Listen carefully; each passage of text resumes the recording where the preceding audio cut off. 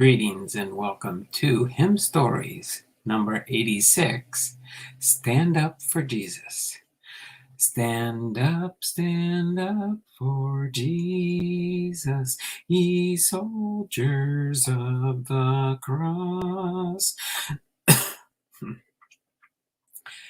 Lift high his royal banner, it must not suffer loss. From victory unto victory, his army shall he lead, till every foe is vanquished, and Christ is Lord indeed. Stand up for Jesus, ye soldiers of the cross. Lift high his royal banner, it must not suffer loss. Stand up for Jesus, the trumpet call obey. Forth to the mighty conflict in his glorious day. Ye that are men now serve him against unnumbered foes. Let courage rise with danger, and strength to strength oppose. Stand up for Jesus, ye soldiers of the cross. Lift high his royal banner, it must not suffer loss. Stand up for Jesus, the strife will not be long. This day the noise of battle, next the victor's song. To him that overcometh, a crown of life shall he with the King of glory shall reign eternally. Stand up for Jesus, ye soldiers of the cross. Lift high his royal banner, it must not suffer loss. Stand Up for Jesus. The author is George Duffield. He lived from 1818 to 1888. The composers for the musical score are George J. Webb from 1803 to 1887 and Adam Geibel, 1885 to 1933. The two names Webb and Geibel. The meter reading is 76.76 doubled, and the scripture reference for the hymn itself is taken from Ephesians 6, verse 14. And our scripture reading is from Ephesians 6:10. Be strong in the Lord and in the power of his might. In the year 1858, a great citywide revival swept across the city of Philadelphia. It was called the Work of God in Philadelphia. Of the participating ministers, none was more powerful than the 29-year-old Episcopalian Dudley Tyng. He was known as a bold, fearless, and uncompromising preacher, with great influence on the other spiritual leaders around him. His father, the Reverend John Stephen H. Tyng, was for many years the pastor of the large Episcopalian Church for the Epiphany in Philadelphia. After serving a short time as a father's assistant, Dudley succeeded his father in this pulpit. However, some of the more fashionable members soon became upset with their young preacher because of his straightforward doctrinal preaching and his strong stand against slavery. He resigned his pulpit with the group of faithful followers organized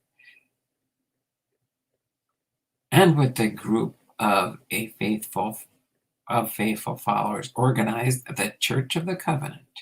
In addition to his duties as pastor of the new and growing congregation, Ting began holding noonday services at the downtown YMCA. Great crowds were attracted to hear this dynamic young preacher. On Tuesday, March 30th, 1858, over 5,000 men gathered for a noon mass meeting to hear young Ting preach from Exodus 10:11. Go now ye that are men and serve the Lord. Over 1,000 of these men responded by committing their hearts and lives to Christ and his service. The sermon was often termed one of the most successful of all times. During the sermon, the young preacher remarked, I must tell my master's errand, and I would rather that right arm were amputated and the trunk than that I should come short of my duty to you in delivering God's message. Next week, while visiting in the country and watching the operation of a corn thrasher in a barn, he accidentally caught his loose sleeve between the cogs. The arm was lacerated severely. The main artery was severed and the median nerve was injured. For days, the infection developed. As a result of shock and a great loss of blood, Dudley Ting died on April 19, 1858. At his death, when asked by a group of sorrowful friends and ministers for a final statement, he whispered, let us all stand up for Jesus. The next Sunday, Ting's close friend and fellow worker, the Reverend George Duffield, pastor of the Temple Presbyterian Church in Philadelphia, preached his morning sermon as a tribute to the departed friend, choosing as his text Ephesians 6:14. Stand therefore, having your loins girt about with truth, and having on the breastplate of righteousness. He closed his sermon by reading a poem of 6 stanzas that he had written, inspired, as he told his people, by the dying words of his esteemed friend, Reverend Duffield's Sunday school superintendent was so impressed by the verses that he had them printed for distribution throughout the Sunday school. The editor of the Baptist periodical happened to receive one of these pamphlets and promptly gave it a wider circulation. From there, it eventually found its way to the hymnals and hearts of God's people across the world. George Duffield was born in Carlisle, Pennsylvania on September 12, 1818. He studied at Yale University and Union Theological Seminary. He received a D.D. degree from Knox College in recognition of his many accomplishments. For 7 years, he served as a member of the Board of Regents of the University of Michigan. The most familiar tune, Webb, was borrowed by an editor of the hymnal for a secular song written by George W. Webb, a song entitled "'Tis Dawn, the Lark is Singing," which had been used for a musical show on board a ship crossing the Atlantic. Webb was born in Salisbury, England on June 24, 1803, and came to the United States in 1830. He settled in Boston and became active in the musical affairs of that city, serving as organist of the Old South Church for 40 years. The stirring but less familiar Geibel tune was composed by Adam Geibel, specially for Duffield's text in 1901. Adam Geibel was born in Germany on September 15, 1885.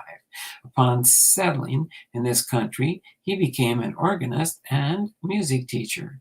He founded the Adam Geibel Music Company, which later became the Hall-Mack Company and eventually merged with the Rodeheaver Hallmark Mac Company, and eventually merged with the Rodeheaver Hallmark Company.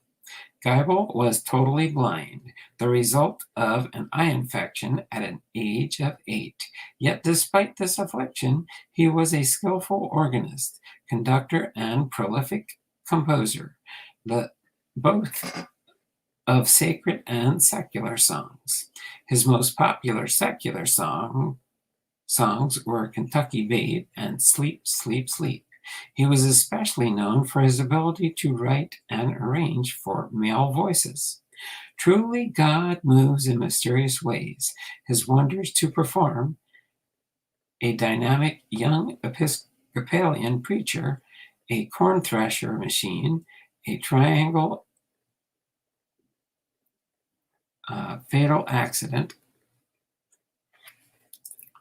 a Presbyterian minister's hymn text tribute, 2 tunes, one secular and another by a blind composer, and the revival of 1858. The work of God in Philadelphia still have their influence on us today each time we open our hymnals to this hymn. Hopefully you appreciated this hymn story number 86, Stand Up for Jesus, and we'll look forward to seeing you in our next episode, hymn stories number 87, Take My Life and Let It Be. Take care, Lord bless you, and have a wonderful week. Bye for now.